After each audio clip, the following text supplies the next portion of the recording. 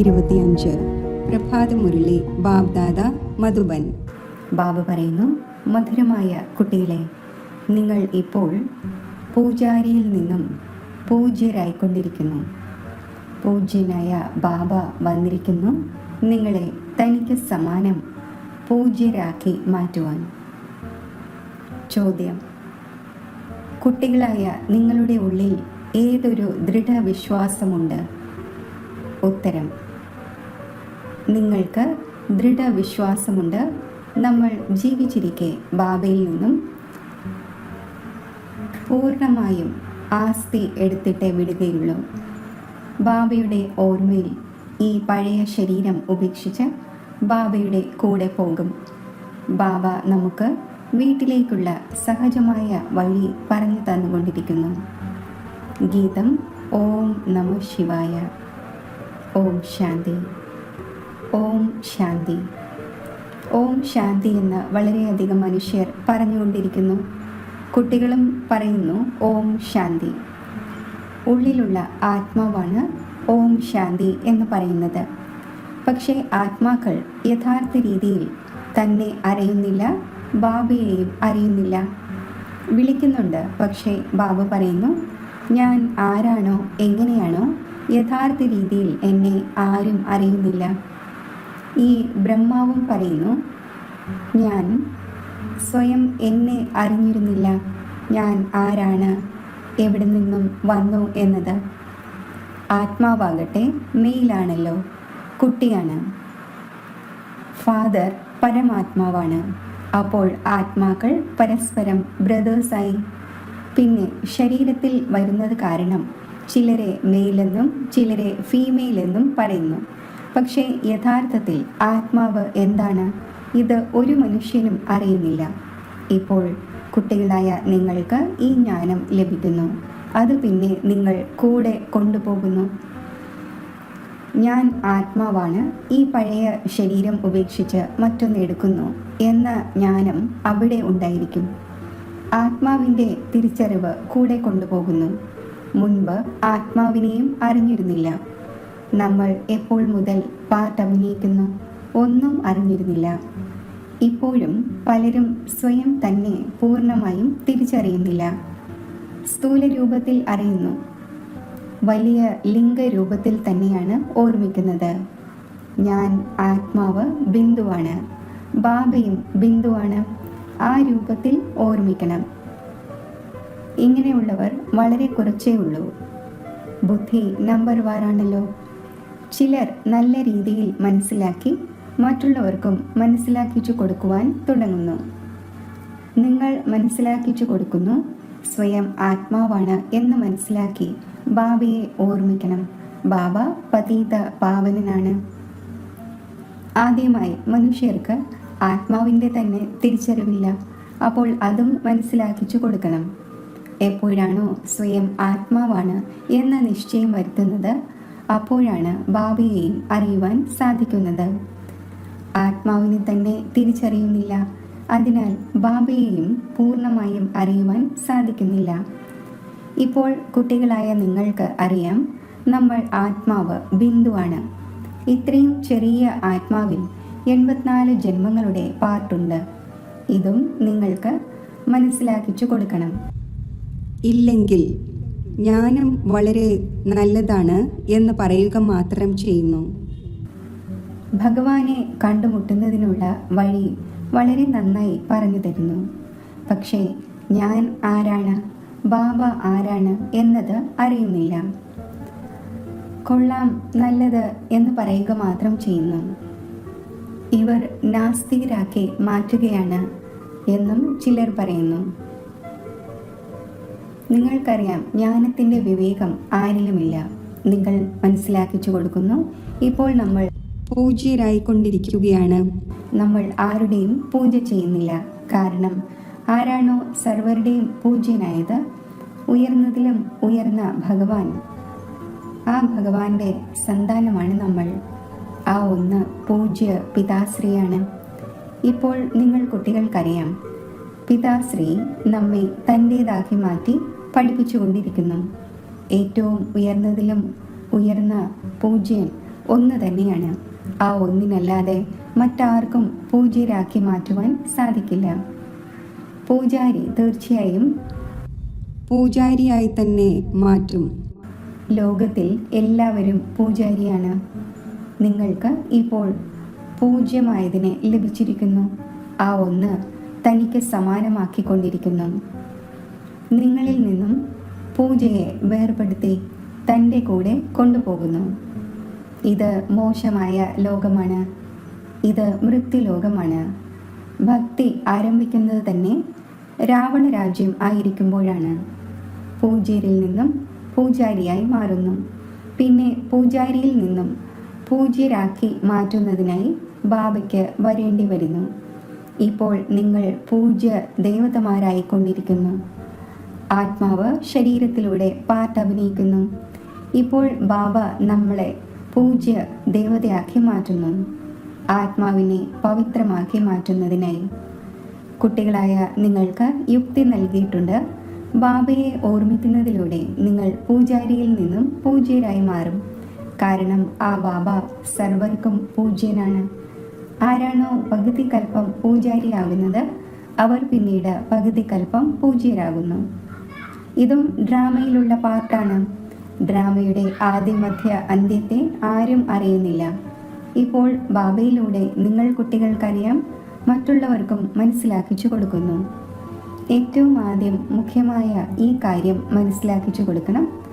സ്വയം ബിന്ദുവായ ആത്മാവാണ് എന്ന് മനസ്സിലാക്കൂ. ആത്മാവിൻ്റെ പിതാവ് ആ നിരാകാരനാണ്. നോളജ്ഫുള്ളായ ആ ഒന്ന് തന്നെയാണ് വന്ന് പഠിപ്പിക്കുന്നത്. സൃഷ്ടിയുടെ ആദ്യ മധ്യ അന്ത്യത്തിൻ്റെ രഹസ്യം മനസ്സിലാക്കിച്ചു തരുന്നു. ബാബ വരുന്നത് ഒരു തവണയാണ്. ബാബയെ അറിയേണ്ടതും ഒരു തവണയാണ്. വരുന്നതും ഒരു തവണ സംഗമയുഗത്തിൽ. പഴയ പതീത ലോകത്തെ വന്ന് പാവനമാക്കി മാറ്റുന്നു. ഇപ്പോൾ ബാബ ഡ്രാമ പ്ലാൻ അനുസരിച്ച് വന്നിരിക്കുന്നു. പുതിയ കാര്യമല്ല. കൽപ്പകൽപ്പം ഇതേപോലെ വരുന്നു. ഒരു സെക്കൻഡ് പോലും മുന്നോട്ടോ പിന്നോട്ടോ ആവുക സാധ്യമല്ല. കുട്ടികളായ നിങ്ങളുടെ മനസ്സിൽ ഈ സ്വീകാര്യത വരുന്നു. തീർച്ചയായും ബാബ നമ്മൾ ആത്മാക്കൾക്ക് സത്യമായ ജ്ഞാനം നൽകിക്കൊണ്ടിരിക്കുന്നു. പിന്നെ അടുത്ത കൽപ്പത്തിലും ബാബയ്ക്ക് വരേണ്ടി വരും. ബാബയിലൂടെ ആരാണോ ഈ സമയം അറിഞ്ഞത് അവർ വീണ്ടും അടുത്ത കൽപ്പത്തിൽ അറിയും. ഇതും അറിയുന്നുണ്ട്. ഇപ്പോൾ പഴയ ലോകത്തിൻ്റെ വിനാശമുണ്ടാകും. പിന്നെ നമ്മൾ സത്യയുഗത്തിൽ വന്ന് തൻ്റെ പാർട്ട് അഭിനയിക്കും. സത്യയുഗി സ്വർഗവാസിയാകും. ഇത് ബുദ്ധിയിൽ ഓർമ്മയുണ്ടല്ലോ. ഓർമ്മയുണ്ടായിരിക്കുന്നതിലൂടെ സന്തോഷവും ഉണ്ടായിരിക്കും. സ്റ്റുഡൻറ് ലൈഫാണല്ലോ. നമ്മൾ സ്വർഗവാസി ആകുന്നതിന് വേണ്ടി പഠിച്ചുകൊണ്ടിരിക്കുന്നു. പഠനം പൂർത്തിയാകുന്നത് വരെയും ഈ സന്തോഷം സ്ഥായിയായി ഉണ്ടായിരിക്കണം. ബാബ മനസ്സിലാക്കിച്ചുകൊണ്ടിരിക്കുന്നു. പഠനം പൂർത്തിയാകുന്നത് വിനാശത്തിന് വേണ്ടിയുള്ള സാമഗ്രികൾ തയ്യാറാകുമ്പോഴാണ്. പിന്നെ തീർച്ചയായും തീപിടിക്കും എന്ന് നിങ്ങൾ മനസ്സിലാക്കും. തയ്യാറെടുപ്പുകൾ നടന്നുകൊണ്ടിരിക്കുന്നുവല്ലോ. അന്യോന്യം എത്ര കോപിഷ്ഠരായിക്കൊണ്ടിരിക്കുന്നു. 4 ഭാഗത്തും ഭിന്ന ഭിന്ന പ്രകാരത്തിലുള്ള സേനകളുണ്ട്. എല്ലാവരും യുദ്ധത്തിന് വേണ്ടി തയ്യാറായിക്കൊണ്ടിരിക്കുന്നു. അങ്ങനെയുള്ള ഏതെങ്കിലും തടസ്സമിടുമ്പോൾ അതിലൂടെ യുദ്ധം തീർച്ചയായും ഉണ്ടാകും. കഴിഞ്ഞ കൽപ്പത്തിലേതുപോലെ വിനാശം ഉണ്ടാവുക തന്നെ വേണം. നിങ്ങൾ കുട്ടികൾ കാണും. ഒരു തീപ്പൊരിയിലൂടെ എത്ര യുദ്ധം നടന്നിരുന്നു എന്ന് മുൻപും കുട്ടികൾ കണ്ടിട്ടുണ്ട്. അന്യോന്യം ഭയപ്പെടുത്തിക്കൊണ്ടിരിക്കുന്നു. ഇങ്ങനെ ചെയ്യൂ, ഇല്ലെങ്കിൽ നമുക്ക് ഈ ബോംബ് കയ്യിലെടുക്കേണ്ടി വരും എന്ന്. മൃത്യു മുന്നിൽ വരികയാണ്. അതിനാൽ ഉണ്ടാക്കാതിരിക്കുവാൻ സാധിക്കുന്നില്ല. മുൻപും യുദ്ധം നടന്നിരുന്നു. അപ്പോൾ ബോംബുകൾ ഇടുകയും ചെയ്തു. നിശ്ചയിക്കപ്പെട്ടതായിരുന്നുവല്ലോ. ഇപ്പോഴാകട്ടെ ആയിരക്കണക്കിന് ബോംബുകളുണ്ട്. കുട്ടികളായ നിങ്ങൾ തീർച്ചയായും ഇത് മനസ്സിലാക്കിച്ചു കൊടുക്കണം. ഇപ്പോൾ ബാബ വന്നു കഴിഞ്ഞു. എല്ലാവരെയും കൊണ്ടുപോകുവാനായി എല്ലാവരും വിളിച്ചുകൊണ്ടിരിക്കുന്നു. ഹേ പതീത പാവന വരൂ, ഈ മോശമായ ലോകത്ത് നിന്നും നമ്മെ പാവന ലോകത്തേക്ക് കൊണ്ടുപോകൂ. കുട്ടികളായ നിങ്ങൾക്കറിയാം, പാവന ലോകം രണ്ടുണ്ട്, മുക്തിയും ജീവൻ മുക്തിയും. എല്ലാവരുടെയും ആത്മാക്കൾ പവിത്രമായി മുക്തിധാമത്തിലേക്ക് മടങ്ങിപ്പോകും. ഈ ദുഃഖധാമം വിനാശമാകും. ഇതിനെ മൃത്യുലോകം എന്ന് പറയുന്നു. മുൻപ് അമരലോകമായിരുന്നു. പിന്നെ ചക്രം തിരിഞ്ഞ് ഇപ്പോൾ മൃത്യുലോകത്തിൽ വന്നിരിക്കുന്നു. വീണ്ടും അമരലോകത്തിൻ്റെ സ്ഥാപനയുണ്ടാകുന്നു. അവിടെ അകാല മൃത്യു ഉണ്ടാകുന്നില്ല. അതിനാൽ അതിനെ അമരലോകം എന്ന് പറയുന്നു. ശാസ്ത്രങ്ങളിലും ഈ വാക്കുണ്ട്, പക്ഷേ യഥാർത്ഥ രീതിയിൽ ആരും മനസ്സിലാക്കുന്നില്ല. ഇതും നിങ്ങൾക്കറിയാം, ഇപ്പോൾ ബാബ വന്നു കഴിഞ്ഞു. മൃത്യുലോകത്തിൻ്റെ വിനാശം തീർച്ചയായും ഉണ്ടാകണം. ഇത് 100% സർട്ടനാണ്. ബാബ മനസ്സിലാക്കിച്ചു തരുന്നു, തൻ്റെ ആത്മാവിനെ യോഗബലത്തിലൂടെ പവിത്രമാക്കൂ, എന്നെ ഓർമ്മിക്കൂ, എങ്കിൽ വികർമ്മം വിനാശമാകും. പക്ഷേ ഇതുപോലും കുട്ടികൾക്ക് ഓർമ്മിക്കുവാൻ സാധിക്കുന്നില്ല. ബാബയിൽ നിന്നും സമ്പത്ത് അഥവാ രാജപദം നേടുന്നതിൽ പ്രയത്നം വേണ്ടതാണല്ലോ. എത്ര സാധിക്കുമോ ഓർമ്മയിലിരിക്കണം. സ്വയം നോക്കണം, എത്ര സമയം നമ്മൾ ഓർമ്മയിലിരിക്കുന്നു, എത്ര പേർക്ക് ഓർമ്മ നൽകുന്നു. മന്മനാഭവ, ഇതിനെ മന്ത്രമെന്നും പറയുകയില്ല. ഇത് ബാബയുടെ ഓർമ്മയാണ്. ദേഹാഭിമാനത്തെ ഉപേക്ഷിക്കണം. നിങ്ങൾ ആത്മാവാണ്. ഇത് നിങ്ങളുടെ രഥമാണ്. ഇതിലൂടെ നിങ്ങൾ എത്ര കാര്യങ്ങൾ ചെയ്യുന്നു. സത്യയുഗത്തിൽ നിങ്ങൾ ദേവീ ദേവതയായി എങ്ങനെ രാജ്യം ഭരിക്കുന്നു എന്നതിൻ്റെ അനുഭവം വീണ്ടും നിങ്ങൾ നേടും. ആ സമയത്ത് പ്രാക്ടിക്കലിൽ ആത്മാഭിമാനിയായി ഇരിക്കുന്നു. ആത്മാവ് പറയും, എൻ്റെ ഈ ശരീരം വൃദ്ധാവസ്ഥയിലായി, ഇത് ഉപേക്ഷിച്ച് പുതിയതെടുക്കും. ദുഃഖത്തിൻ്റെ കാര്യം തന്നെയില്ല. ഇവിടെയാണെങ്കിൽ ശരീരം ഉപേക്ഷിക്കാതിരിക്കാനായി ഡോക്ടറുടെ ഔഷധങ്ങളുടെയും മറ്റും എത്ര പ്രയത്നമാണ് ചെയ്യുന്നത്. കുട്ടികളായ നിങ്ങൾക്ക് രോഗങ്ങൾ തുടങ്ങിയവയിൽ പോലും പഴയ ശരീരത്തോട് ഒരിക്കലും മടുപ്പുള്ളവരാകരുത്.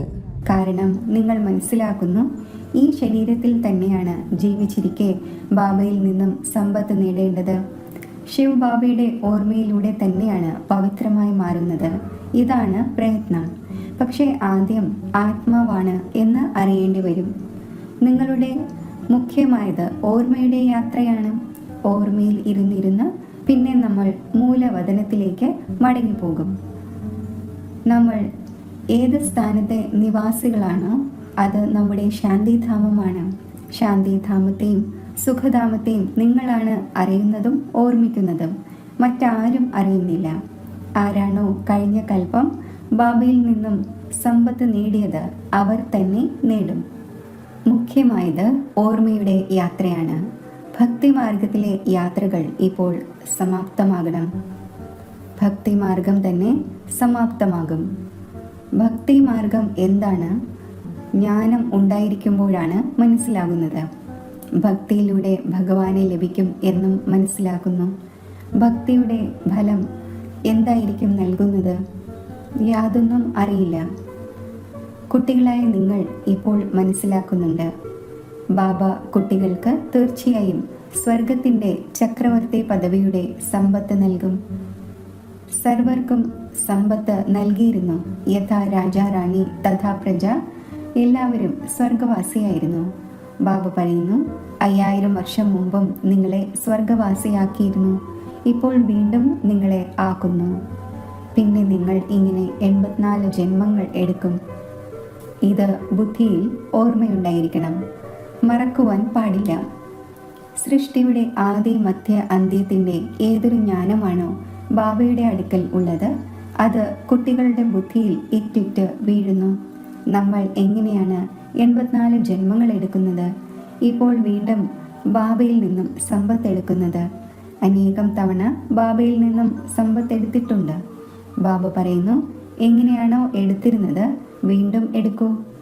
ബാബയാകട്ടെ എല്ലാവരെയും പഠിപ്പിച്ചുകൊണ്ടിരിക്കുന്നു.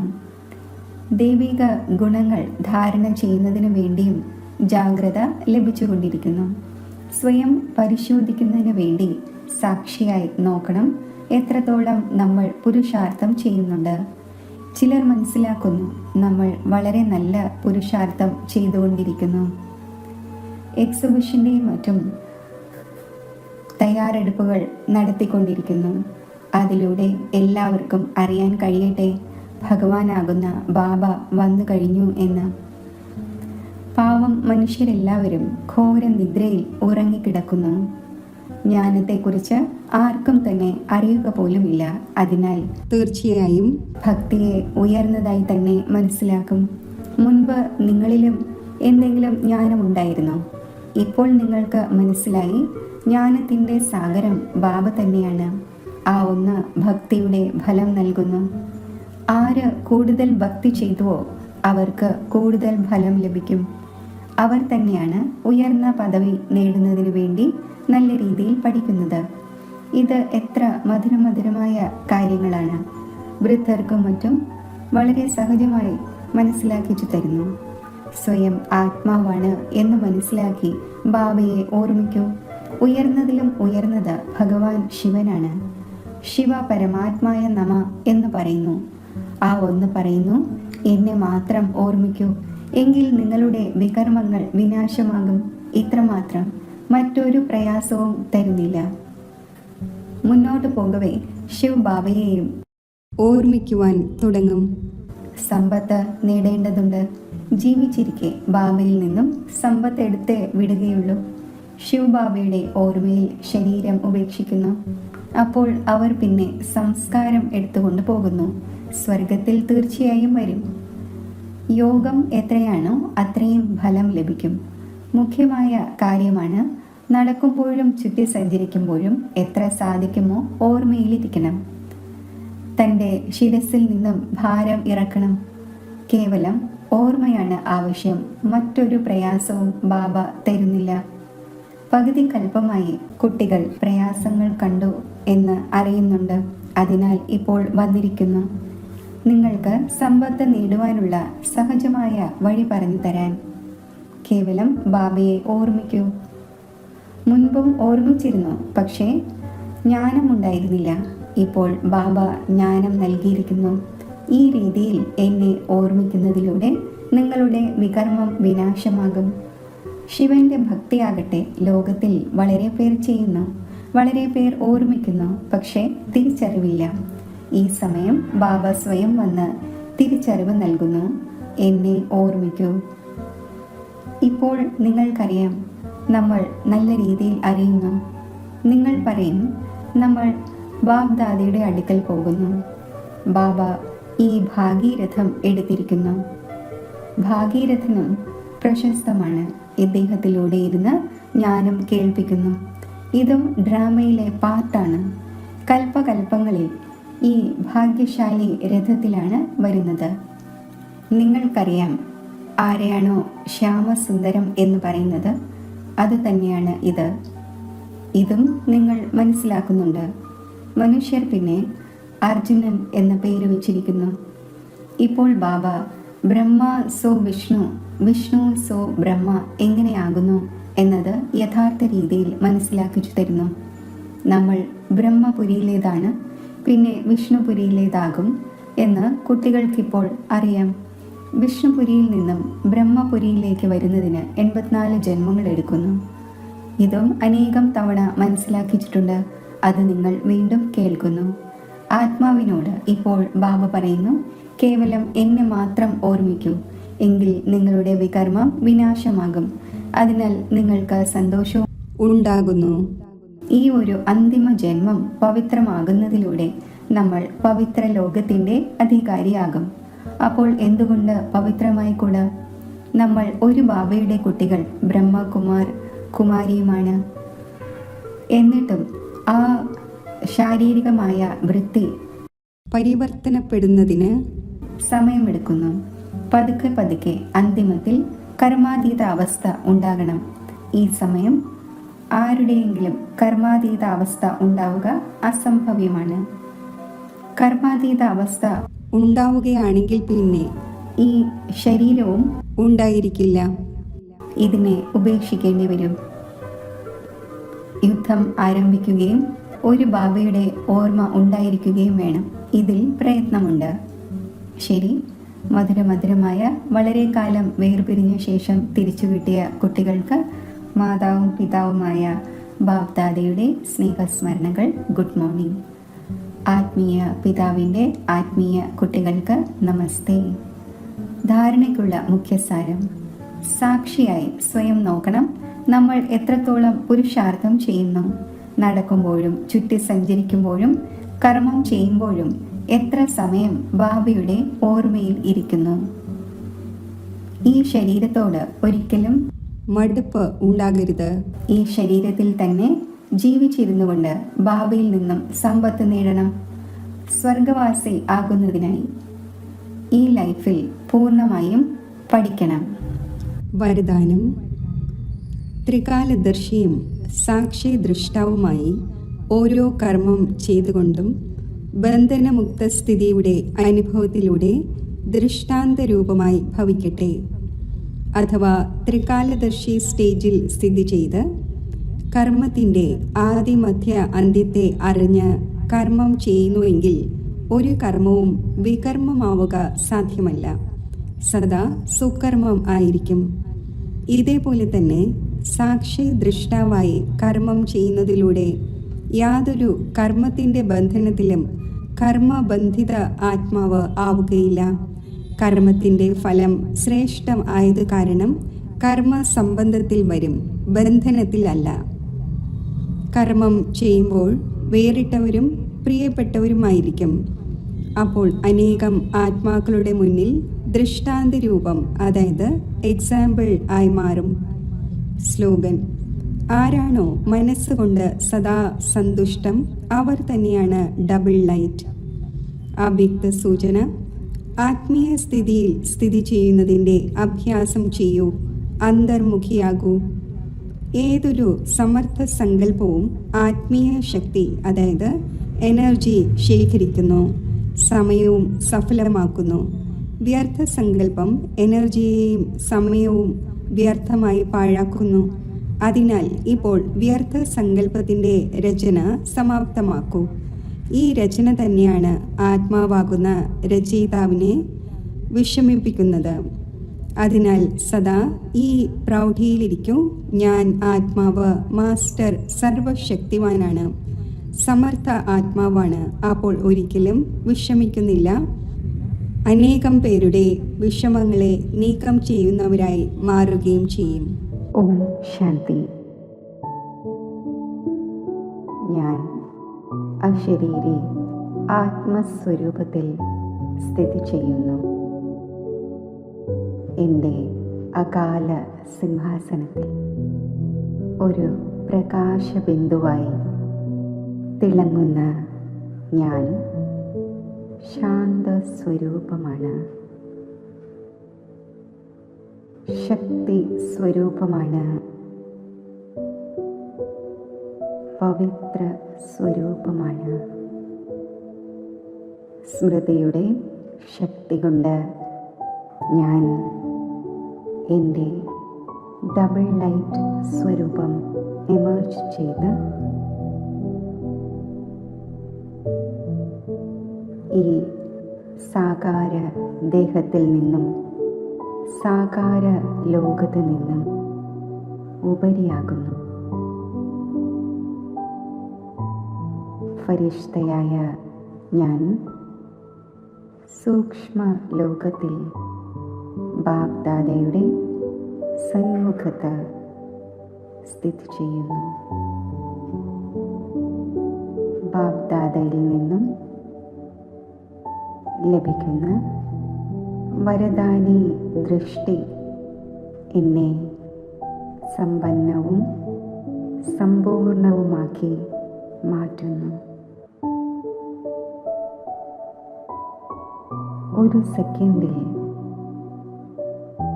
ഞാൻ നിരാകാര സ്വരൂപത്തിൽ, നിരാകാര ദേശത്തിൽ എത്തിച്ചേരുന്നു.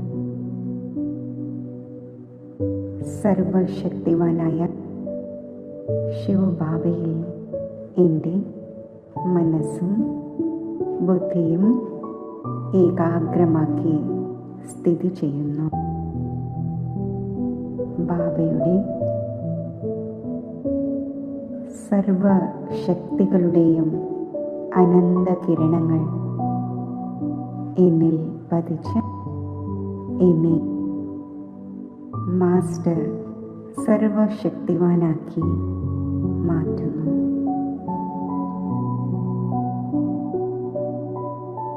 ഈ ശക്തിശാലി സ്ഥിതി പ്രാപ്തമാക്കി ഞാൻ